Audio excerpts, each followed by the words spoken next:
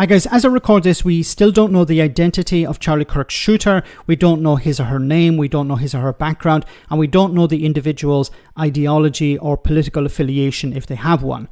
That's why it's so important for politicians, very senior ones, and political commentators to take a step back and wait until we have more information before passing judgment. Now, Scott Lucas, a professor of American Studies, also brought up here the toxic environment which has led to this shooting, which is really interesting. Have a listen. Let's just take recent years. And that is, most acts of political violence are not necessarily by someone that you can easily define as right or left. I just referred earlier to, an Islamic State sympathizer who attacks in New Orleans. You have an attack against Israeli embassy personnel, which of course could be over the situation in Gaza. When the Democratic governor, Josh Shapiro of Pennsylvania, his home was burned in an arson attack. Now, it may be because Shapiro was a Democrat, but it could be because he was Jewish. When the two assassination attempts on Donald Trump last year were committed, neither one of those assassin or would-be assassins had a clear political coherent ideology. People often commit acts, Henry, out of anger, frustration, out of a diluted sense of their own conception of reality. What matters here is the political culture that might stoke that anger or frustration. Now, all sides in the past have stoked that sense of anger and frustration and fear, but with respect. Much of that right now, as your previous guest is talking about, is coming from people who are connected with or who are supporters of Donald Trump. And why is that? Because the man in the White House, Donald Trump, has quite often used that inflammatory language to whip up that anger and fear.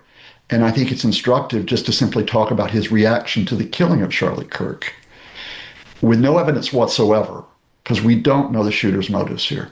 We have no clue what they are. Trump immediately said, it's the radical left. You have to go after the radical left. And again, as your previous guest was spelling out, you then have members of Congress, you then have right-wing podcasters and bloggers who are coming out and saying, these are your enemies. You have to wipe out the left. Now, again, people on the left have been guilty of this in the past, creating enemies, whipping up enemies. But American political culture has been shaped first and foremost by elements on the right, which is Donald Trump and supporters of Donald Trump, including Turning Point USA, which of course is the organization that Charlie Kirk headed.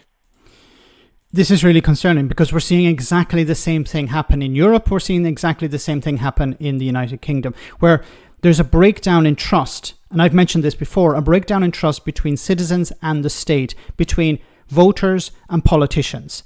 And certain elements will take advantage of that mistrust.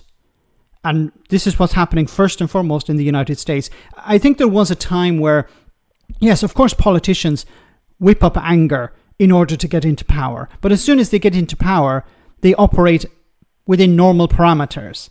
But Donald Trump doesn't operate within normal parameters. As Scott Lucas has pointed out here, somebody has been killed. We don't know the motivation behind it. Yes, there was anger probably, but we don't know the name of the shooter. We don't know their ideology. We don't know very much about them. But Donald Trump has automatically pointed the finger of blame at what he calls the radical left. And radical left, what does that actually mean? What does it even mean? Because anyone could be described as radical left, because Donald Trump has described the Democratic Party as radical left. He has described conservatives with a small c within the Democratic Party as radicals, radical left.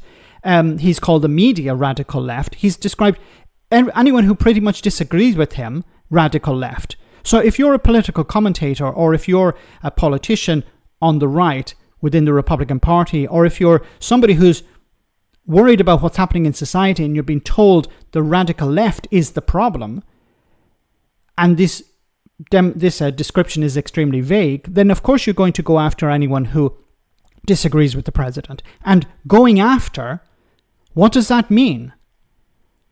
So while in the past the boundaries were quite clear, you had Republican and you had Democrat. Now, as Charlie Kirk's shooting has pointed out, we don't know who these people are. We can't automatically identify who the killer is. And this makes it much more dangerous. People are angry. People are angry with politicians. They're angry with the state. And certain politicians, on both sides of the pond, have tapped into that lack of trust in politics and the system, and used it to their advantage with horrifying consequences. Let me know in the comment section, guys, what you think, and I'll see you in the next video.